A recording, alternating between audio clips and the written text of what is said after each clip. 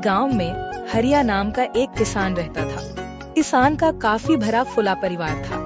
किसान की एक पत्नी और 2 बेटे थे। उन दोनों बेटों की शादी हो चुकी थी। किसान की एक बेटी भी है जिसका नाम राधा है। कुछ साल पहले ही किसान ने अपनी बेटी राधा की शादी मोहन नाम के लड़के से की थी, जिससे राधा और मोहन को एक प्यारी सी बेटी हो जिसका नाम था सुहाना। लेकिन व्यक्त की मार राधा पर ऐसी पड़ी कि एक रोज हार्ट अटैक के कारण उसके पति की मृत्यु हो गई। राधा बेचारी अकेली हो गई। अपनी बेटी की परवरिश के खातिर उसने कंपनी वालों से अपने पति की जगह नौकरी की मांग की। मैडम, आपकी शिक्षा हमारी कंपनी के अनुसार मेल नहीं खाती। माफ करना, हम आपकी किसी प्रकार से मदद नहीं कर सकते। राधा ज्यादा पढ़ी लिखी नहीं थी, इसलिए कहीं उसे ढंग की नौकरी भी नहीं मिली। कुछ दिन तक अपनी बेटी के साथ वह किराए के घर में रही, लेकिन एक रोज किराया न भरने के कारण मकान मालिक ने उसे घर से निकाल दिया।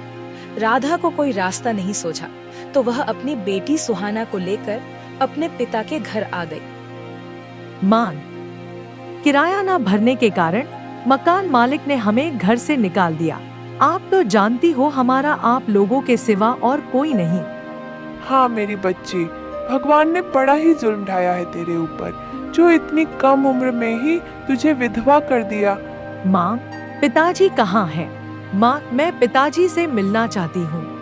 बेटा, तेरे पिताजी बहुत बीमार हैं, हमेशा बिस्तर पर ही पड़े रहते हैं। तेरे दोनों भाई को तो उनसे मिलने का पूरे दिन में एक व्यक्त नहीं मिलता। बस हमेशा अपने कमरे में ही अपनी पत्नियों के साथ रहते हैं। जा बेटा, कम से कम तू ही अपने पिताजी से मिल ले, तुझे देखकर वह थोड़ा खुश हो जाएंगे। राधा अपने पिताजी से मिलने उनके कमरे में गई।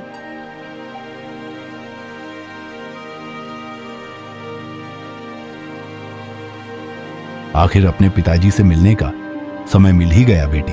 तेरे दोनों भाइयों को तो मुझसे मिलने का जरा सा समय नहीं है। बेटा, कैसे है तू? भगवान ने तेरे साथ बहुत अन्याय किया है। पिताजी, आप मेरी चिंता छोड़िए, मैं ठीक हूँ। आप बस आराम कीजिए।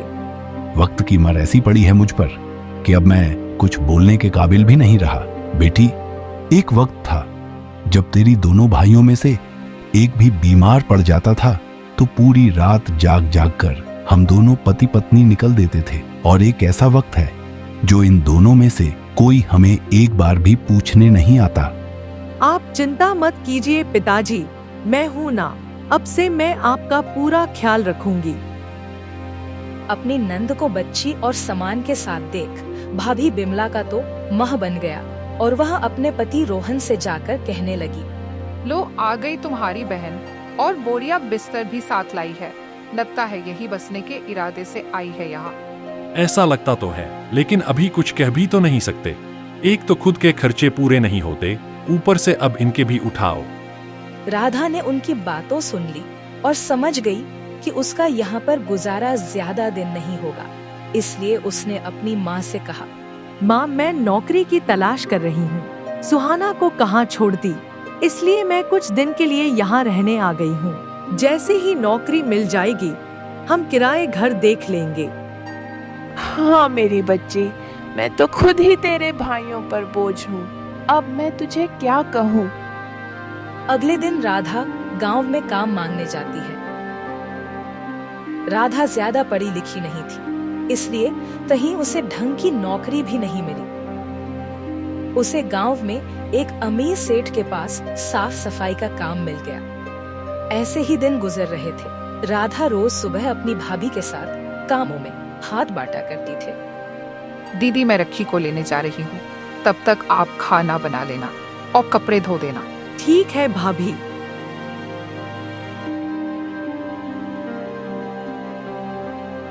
माँ, मुझे भूख लगी है, खाने को दो ना। हाँ, यहाँ तो जैसे पैसे के पेड़ लगे हैं जो तोड़कर राशन ले आए। अरे सारा दिन चढ़ती ही रहेगी क्या? जब खाने का वक्त होगा तभी खाना मिलेगा।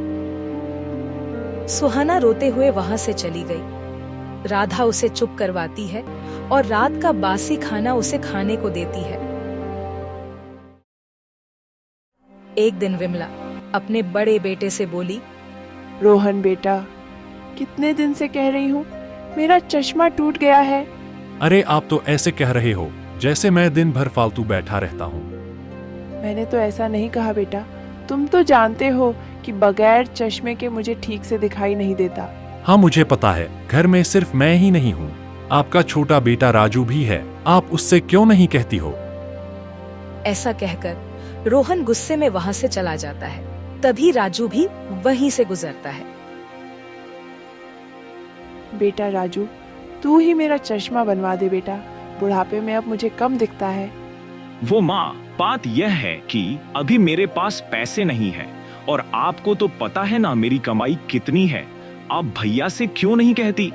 माँ की बातों को टालते हुए राजू भी वहां से निकल जाता है। विमला भी अपने घर के बाहर आंगन में बिछी चारपाई पर बैठकर रोने लगे। तभी रोहन की पत्नी वहां आकर बोली, माँ जी आपको आंखों से छोटी छोटी बातों पर गंगा जमुना बहने लगते हैं। बहू, तुम तो जानती हो मुझे बगैर चश्मे के बहुत कम दिखता है। मैं काफी दिनों से रोहन से चश्मा लाने की बात बोल रही हूँ। चश्मा मुफ्त का तो नहीं आता माँ जी, ऐसा का आता है। आपका छोटा बेटा भी तो है, आप उससे अपनी जरूरत का सामान क्यों नहीं मांगती? विमला ने बहू की बात का कोई जवाब नहीं दिया। अगले दिन विमला की नातिन अपने हाथ में चश्मा लाते हुए अपनी नानी से बोली, नानी यह लीजिए आपका चश्मा। ये तुझे कहाँ से मिला बेटा? ये तो नया चश्मा है। लगता है रोहन ने मेरे लिए चश्मा ला दिया। विमला ने इतना कहा ही था कि रोहन गुस्से से आग बबूला होता हुआ आया और सुहाना से बोला, सुहाना, मेरे जेब से पैसे तुमने निकाले हैं, तुम अब चोरी भी करने लगी। शोर सुनकर राधा भी वहां आ गई। क्या हुआ भैया? तुम अनजान तो ऐसे बन रही हो जैसे तुम्हें कुछ पता ही नहीं। भैया मुझे सच में नहीं पता क्या हुआ है माँ। तुम्हारी बेटी ने मेरे पर्स से पैसे चुराए हैं, या यूं कहो कि तुमने ही उससे ऐसा करने को कहा होगा। नहीं भैया, मेरी सुहाना ने चोरी नहीं की होग। बोल सुहाना, तेरे पास यह चश्मा कहाँ से आए? माँ यह चश्मा मैंने अपने जमा किए हुए गुल्लक को तोड़कर जो पैसे निकले उसी से लाई हूँ। मैं सच कह रही हूँ माँ, मैंने चोरी नहीं की। अच्छा, तो अब तुमने अपनी लड़की को झूठ बोलना भी सिखा दिया। अरे तुम्हें क्या पता पैसे कैसे कमाए जाते हैं, तुम तो सिर्फ मुफ्त की रोटियां तोड़ने आई हो।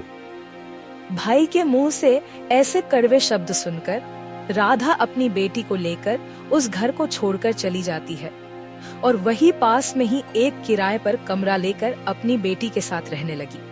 ऐसे ही दिन गुजरते गए। बेटों और बहू के ठीक से ना देखभाल करने की वजह से विमला बहुत कमजोर हो गई और एक दिन विमला के प्राण निकल गए। कुछ दिन पश्चात विमला के जाने के दुख में हरिया ने भी एक दिन अपना दम तोड़ दिया। हरिया की भी मृत्यु हो जाती है और हरिया के परिवार वाले उसकी अर्थ को श्मशान लेकर जा ही रहे थे कि तभी अचानक वहां पर एक सेठ आ जाता है। रुको, मैं इस अर्थी को श्मशान नहीं जाने दूंगा। अरे इसी क्या बात है भाई, तुम क्यों नहीं जाने दोगे श्मशान? नहीं नहीं, मैं इस अर्थी को श्मशान इसलिए नहीं जाने दूंगा क्योंकि इससे मुझे 2 लाख रुपए कर्ज लेने हैं। मैंने इसको 2 लाख कर्ज दिया था, जब तक मेरा 2 लाख रुपए नहीं मिल जाता मैं इसको नहीं जाने दूंगा। सभी लोग तमाशा देख रहे थे। तभी हरिया के दोनों बेटे आगे आए। देखिए सेठ जी, यह पैसा तो हमारे पिताजी ने लिया था और पिताजी तो अब चल बसे। पिताजी का पैसा अब हम कहाँ से देंगे? वह सब मैं नहीं जानता, मुझे मेरे पैसे वापस चाहिए, नहीं तो मैं इस अर्थी को यहाँ से हिलाने भी नहीं दूंगा। भाई, पिताजी का कर्ज पिताजी जाने, हम क्यों दे उनका कर्जा, और वैसे भी पिताजी तो अब रहे नहीं। और अगर आपको कर्ज चाहिए तो जाओ ले जाओ उनकी अर्थी और निकलवा लो अपना कर्जा। हम नहीं देंगे कर्ज तुम्हें, जो करना है करो। पूरा गांव यह बात सुनकर उन दोनों के ऊपर थू थू करने लगा। हे राम, क्या कलयुग आ गया है। आजकल के बेटे तो माँ बाप को कुछ समझते ही नहीं है। ये कैसे बेटे हैं? अरे ऐसे बेटे होने से अच्छा तो ना होना ही अच्छा है। मेरा बेटा अगर ऐसा हो तो मैं तो उसे जीते जी उसका बहिष्कार कर दूं। भगवान बचाए ऐसे बेटों से। दोनों बेटों ने कर्ज देने से साफ मना कर दिया। फिर सेठ ने हरिया के भाइयों से कर्जा देने को कहा। यह नहीं भर रहे तो फिर आप भाइयों में से कोई भरो मेरा कर्जा। अरे जब बेटे ही नहीं दे रहे तो हम क्यों देंगे कर्जा? यह बेटे जाने और आप जाने, हम नहीं देंगे कर्ज और हम किसी का कर्ज भरे क्यों? इन सभी बातों में हरिया की अर्थी को वहाँ पर बहुत समय हो गया था। तभी यह बात उसकी बेटी को पता चली। वह अंदर से रोती रोती आई और सेठ से कहने, सेठ जी मेरे पास कुछ जेवर और यह पैसे हैं, यह आप रख लीजिए, पर कृपया करके मेरे पिताजी की अर्थी को जाने दीजिए, और अगर तब भी आपका कर्ज पूरा नहीं होगा तो सेठ जी, मैं आपके घर में जीवन भर काम करूं। जब आपका कर्जा खत्म हो जाएगा तब मुझे अपने घर से निकल दीजिए, पर मेरे पिताजी की अर्थी को जाने दीजिए, मैं आपके आगे हाथ जोड़ती हूँ।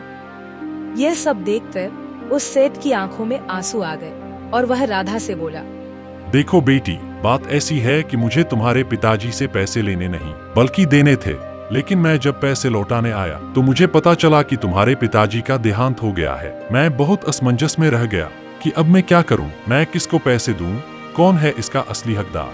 तो बेटी इसलिए मैंने यह सब प्रपंच किया, यह सब जानबूझकर मैंने किया, और इसीलिए किया कि पता लगे तो सही कि हरिया से कौन कितना प्यार करता है, कौन उसका सम्मान करता है। और अब मैं सब जान गया हूँ कि इन पैसों के हकदार तुम ही हो। तुम ही अपने पिताजी से बहुत प्यार करती हो। तुम्हारे दोनों भाई, तुम्हारे चाचा, तुम्हारी चाची सब दिखावा करते हैं, और आज मुझे यह भी पता चला कि एक बेटी ही है जो हमेशा अपने माँ बाप से सच्चा प्यार करती है। वह कभी भी उन्हें दुखी नहीं देख सकती। बेटे तो फिर भी छोड़ दे अपने माँ बाप को, लेकिन बेटियां कभी नहीं छोड़ती। भगवान करे तुम जैसे बेटी हर घर में हो। यह सब बातों सुनकर उन दोनों भाइयों का सर शर्म से नीचे झुक गया। चाचा चाची को आंखों भी नीची हो गई।